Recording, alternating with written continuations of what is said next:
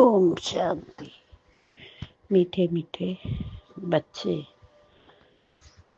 हाँ मीठे मीठे बाप दादा। यह संगम युग है, चढ़ती कला का युग। इसमें सभी का भला होता है, इसलिए कहा जाता है चढ़ती कला तेरे भाणे सर्व का भला। प्रश्न: बाबा सभी ब्राह्मण बच्चों को बहुत बहुत बधाइयाँ देते हैं, क्यों? उत्तर: क्योंकि बाबा कहते हैं तुम मेरे बच्चे मन से देवता बनते हो, तुम अभी रावण की जंजीरों से छूटते हो, तुम सर की राजाई पाते हो, पास विद ऑनर बनते हो, मैं नहीं। इसलिए बाबा तुम्हें बहुत बहुत बधाइयाँ देते हैं। तुम आत्मा पतंग हो, तुम्हारी डोर मेरे हाथ में है, मैं तुम्हें सर का मालिक बनाता हूँ। गीत: आखिर वह दिन आया आज। ओम शांति। यह अमर कथा कौन सुना रहे हैं? अमर कथा कहो, सत्यनारायण की कथा कहो, व तीजड़ी कथा कहो, तीनों मुख्य है। अभी तुम किसके सामने बैठे हो और कौन तुमको सुना रहे हैं? सत्संग तो इसने भी बहुत किए हैं, वहाँ तो सब मनुष्य देखने में आते हैं, कहेंगे फलाना सन्यासी कथा सुनाते हैं, शिवानंद सुनाते हैं। भारत में तो ढेर सत्संग है, गली गली में सत्संग है, माताएं भी पुस्तक उठाए बैठ सत्संग करती हैं, तो वहाँ मनुष्य को देखना पड़ता है। लेकिन यहाँ तो वंडरफुल बात है, तुम्हारी बुद्धि में कौन परमात्मा? तुम कहते हो अभी बाबा सामने आया हुआ है, निराकार बाबा हमको पढ़ाते हैं। मनुष्य कहेंगे वह ईश्वर तो नाम रूप से न्यारा है। बाप समझाते हैं कि नाम रूप से न्यारी कोई चीज है नहीं। तुम बच्चे जानते हो यहाँ कोई भी साकार मनुष्य नहीं पढ़ाते हैं, और कहाँ भी जाओ सारी वर्ल्ड में साकार ही पढ़ाते हैं। यहाँ तो सुप्रीम बाप है जिसको निराकार गॉड फादर कहा जाता है, वह निराकार साकार में बैठ पढ़ाते हैं। यह बिल्कुल नई बात हुई, जन्म बाई जन्म तुम सुनते आए हो। यह फलाना पंडित है, गुरु है, ढेर के ढेर नाम है। भारत तो बहुत बड़ा है, जो भी कुछ दिखाते हैं समझाते हैं वह मनुष्य ही है। मनुष्य शिष्य बने हुए हैं, अनेक प्रकार के मनुष्य हैं। फलाना सुनाते हैं, हमेशा शरीर का नाम लिया जाता है। भक्ति मार्ग में निराकार को बुलाते हैं कि हे पतित पावन आओ, वही आकर बच्चों को समझाते हैं। तुम बच्चे जानते हो कि कल्प कल्प सारी दुनिया जो पतित बन जाती है, उनको पावन करने का काम एक ही निराकार बाप है। तुम यहाँ जो बैठे हो, तुम्हारे में भी कोई कोई कच्चे हैं, कोई पक्के हैं, क्योंकि आधा कल्प तुम देह अभिमानी बने हो। अब देही अभिमानी इस जन्म में बनना है। तुम्हारी देह में रहने वाली जो आत्मा है, उसको परमात्मा बैठ समझाते हैं। आत्मा ही संस्कार ले जाती है। आत्मा कहती है औरंगज़ द्वारा कि मैं फलाना हूँ, परंतु आत्माभिमानी तो कोई है नहीं। बाप समझाते हैं जो इस भारत में सूर्यवंशी चंद्रवंशी थे, वही इस समय आकर ब्राह्मण बनेंगे, फिर देवता बनेंगे। मनुष्य देह अभिमानी रहने के आदती है, देही अभिमानी रहना भूल जाते हैं, इसलिए बाप घड़ी घड़ी कहते हैं देही अभिमानी बनो। आत्माएं भिन्न भिन्न चोला लेकर पाठ बजाती है, यह है उनके आरंगस।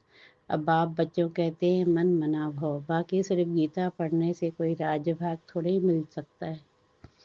तुमको इस समय त्रिकालदर्शी बनाया जाता है, रात दिन का फर्क हो गया है। बाप समझाते हैं मैं तुमको राजयोग सिखाता हूँ। श्री कृष्ण तो सत्संग का प्रिंस, सतयुग का प्रिंस है। तो सूर्यवंशी देवताएं थे, उनमें कोई ज्ञान नहीं, ज्ञान तो प्राय लोप हो जाएगा। ज्ञान है ही सदगति के लिए। सतयुग में दुर्गति में कोई होता ही नहीं, वह है ही सतयुग। अभी है कलयुग। भारत में पहले सूर्यवंशी 8 जन्म, फिर चंद्रवंशी 12 जन्म, यह 1 जन्म अभी तुम्हारा सबसे अच्छा जन्म है। तुम प्रजापिता ब्रह्मा मुख वंशावली, यह है सर्वोत्तम धर्म। देवता धर्म सर्वोत्तम धर्म नहीं कहेंगे, ब्राह्मण धर्म सबसे ऊंच है। देवताएं तो प्रालोभ भोगते हैं। आजकल बहुत सोशल वर्कर है। तुम्हारी रूहानी सर्विस वह है जिस्मानी सेवा करना। रूहानी सर्विस एक ही बार होती है, आगे यह सोशल वर्कर आदि नहीं थे। राजा रानी राज्य करते थे। सत्युग में देवी देवताएं थे, तुम ही पूज्य थे, फिर पुजारी बने।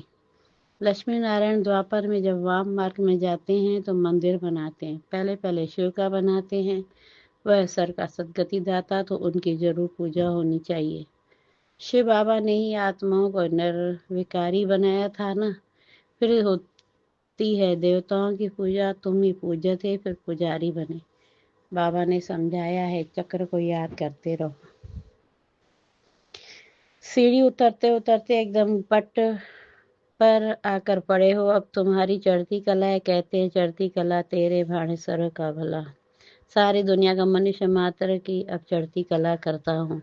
पतित पावन आकर सबको पावन बनाते हैं। जब सतयुग था तो चढ़ती कला थी और बाकी सब आत्माएं मुक्ति धाम में थी। बाप बैठ समझाते, मीठे मीठे बच्चों, मेरा जन्म भारत में ही होता है। शिव बाबा आया था, गाया हुआ है, अब फिर आया हुआ है। इसको कहा जाता है राजस्व अश्वमेघ अविनाशी रुद्र ज्ञान यज्ञ। स्वराज्य पाने के लिए यज्ञ रचा हुआ है। विघ्न भी पड़ते हैं, अब भी पड़ रहे हैं। माताओं पर अत्याचार होते हैं, कहते हैं बाबा हमको यह नंगन करते हैं, हमको यह छोड़ते नहीं है। बाबा हमारी रक्षा करो, दिखाते हैं द्रौपदी की रक्षा हुई। अभी तुम 21 जन्मों के लिए बेहद के बाप से वर्षा लेने आए हो। याद की यात्रा में रहकर अपने को पवित्र बनाते हो, फिर विकार में गए तो खल्लास, एकदम गिर पड़ेंगे। इसलिए बाप कहते हैं पवित्र जरूर रहना है। जो कल्प पहले बने थे वही पवित्रता की प्रतिज्ञा करेंगे। फिर कोई पवित्र रह सकते हैं, कोई नहीं रह सकते हैं। मुख्य बात है याद की। याद करेंगे, पवित्र रहेंगे और सुदर्शन चक्कर फिराते रहेंगे तो फिर ऊंच पद पाएंगे। विष्णु के 2 रूप राज्य करते हैं न, परंतु विष्णु को जो शंख चक्र गदा दे दिया है वह देवताओं की नहीं को नहीं था, लक्ष्मी नारायण को भी नहीं था। विष्णु तो सूक्ष्म वतन में रहते हैं, उनको चक्र के नाले की दरकार नहीं। यहाँ मूवी चलती है। अभी तुम जानते हो कि हम शांति धाम के रहवासी हैं। वह निराकारी दुनिया, अब आत्मा क्या चीज है वह भी मनुष्य मात्र नहीं जानते। कह देते आत्मा सो परमात्मा। आत्मा के लिए कहते एक चमकता हुआ सितारा जो भ्रुकुटी के बीच में रहता है। इन आंखों से देख न सके, भले कोई कितना भी कोशिश करे, शीशे आदि में बंद करके रखे कि देखें कि आत्मा निकलती कैसे। कोशिश करते हैं परंतु किसको भी पता नहीं पड़ता है आत्मा की क्या चीज है, कैसे निकलती है। बाकी इतना कहते हैं कि आत्मा स्टार मिसल है, दिव्य दृष्टि बगैर उसको देखा नहीं जाता। भक्ति मार्ग में बहुतों को साक्षात्कार होता है। लिखा हुआ है अर्जुन को साक्षात्कार हुआ, अखंड ज्योति है। अर्जुन ने कहा हम सहन नहीं कर सकते। बाप समझाते इतना तेजो में आदि कुछ है नहीं। जैसे आत्मा आकर शरीर में प्रवेश करती है पता थोड़ा ही पड़ता है। अब तुम भी जानते हो कि बाबा कैसे प्रवेश कर बोलते हैं। आत्मा आकर बोलती है, यह भी ड्रामा में सारी नूंद है, इसमें कोई के ताकत की बात नहीं। आत्मा कोई शरीर छोड़ जाती नहीं, यह साक्षात्कार की बात है, वंडरफुल बात है ना। बाप कहते हैं मैं भी साधारण तन में आता हूँ। आत्मा को बुलाते हैं ना, आगे आत्माओं को बुलाकर उनसे पूछते भी थे। अभी तो तमो प्रधान बन गए हैं ना। बाप आते ही इसलिए है कि आकर हम जाकर पत्तों को पावन बनाए। कहते भी हैं 84 जन्म, तो समझना चाहिए कि जो पहले आए हैं उन्हों की जरूर 84 जन्म लिए होंगे। वह तो लाखों वर्ष कह देते। अब बाप समझाते तुमको स्वर्ग में भेजा था, तुमने जाकर राज्य किया था। तुम भारतवासियों को स्वर्ग में भेजा था, राजयोग सिखाया था संगम पर। बाप कहते हैं मैं कल्प के संगम युग आता हूँ। गीता में भी फिर युगे युगे अक्षर लिख दिया है। अभी तुम जानते हो हम सीढ़ी कैसे उतरते हैं, फिर चढ़ते हैं। चढ़ती कला फिर उतरती कला। अभी यह संगम युग है, स्वर्ग की चढ़ती कला का युग। सब चढ़ जाते हैं, सब ऊपर में जाएंगे, फिर तुम आएंगे स्वर्ग में पाठ बजाने। सत्युग में दूसरा कोई धर्म नहीं था, उसको कहा जाता है वाइसलेस वर्ल्ड। फिर देवी देवता वाम मार्ग में जाकर सब विशेष होने लगते हैं। यथा राजा रानी तथा प्रजा। बाप समझाते हैं हे भारतवासी तुम वाइसलेस वर्ल्ड में थे, अब है विशेष वर्ल्ड। अनेक धर्म है, बाकी एक देवी देवता धर्म नहीं है। जरूर जब न हो तब तो फिर स्थापन हो। बाप कहते हैं मैं ब्रह्मा द्वारा आकर आदि सनातन देव देवता धर्म की स्थापना करता हूँ। यहाँ ही करेंगे ना, सूक्ष्म तन में तो नहीं करेंगे। लिखा हुआ है ब्रह्मा द्वारा आदि सनातन देव देवता धर्म की रचना रचते हैं। तुमको इस समय पावन नहीं कहेंगे, पावन बन रहे हैं। टाइम तो लगता है ना। पति से पावन कैसे बने यह कोई भी शास्त्रों में नहीं है। वास्तव में महिमा तो एक बाप की है। उस बाप को भूलने कारण ही आर्पण बन पड़े, उड़ते रहते हैं। फिर कहते हैं सब मिलकर एक कैसे हो। भाई भाई है ना, बाबा तो अनुभवी है, भक्ति भी इसने पूरी की है, सबसे अधिक गुरु किए हुए हैं। अब बाप कहते हैं इन सबको छोड़ो, अब मैं तुमको मिला हूँ सर्व का सदगति दाता, एक सत्य श्री अकाल कहते हैं। अर्थ नहीं समझते, पढ़ते तो बहुत रहते हैं, बाप समझाते हैं अभी सब पतित हैं, फिर पावन दुनिया बनेगी। भारत ही अविनाशी है, यह कोई को पता नहीं है, भारत का कभी विनाश नहीं होता और न कभी प्रलय होती है। यह जो दिखाते हैं सागर में पीपल के पत्ते पर श्री कृष्ण आए, अब पीपल के पत्ते पर तो बच्चा आ न सके, बाप समझाते तुम गर्भ से जन्म लेंगे बड़े आराम से, वहाँ गर्भ महल कहा जाता है। यहाँ है गर्भ जेल, सत्युग में है गर्भ महल। आत्मा को पहले से ही साक्षात्कार होता है, यह तन छोड़ दूसरा लेना है। वहाँ आत्मा अभिमानी रहते हैं, मनुष्य तो न रचयिता को न रचना के आदि मध्य अंत को जानते हैं। अभी तुम जानते हो बाप है ज्ञान का सागर, तुम मास्टर सागर हो, तुम माताएं हो नदियां, और यह गोप है ज्ञान मान सरोवर।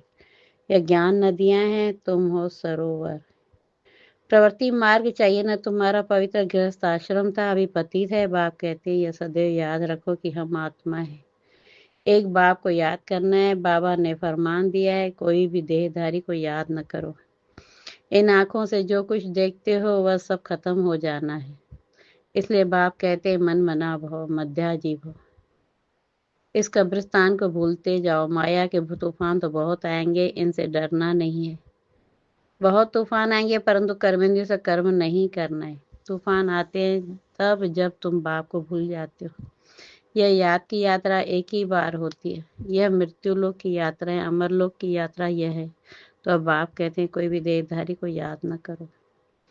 बच्चे शिव जयंती की कितनी तारें भेजते हैं, बाप कहते हैं तत्वम। तुम बच्चों को भी बाप बधाइयाँ देते हैं, वास्तव में तुमको बधाइयाँ हो क्योंकि मनुष्य से देवता तुम बनते हो।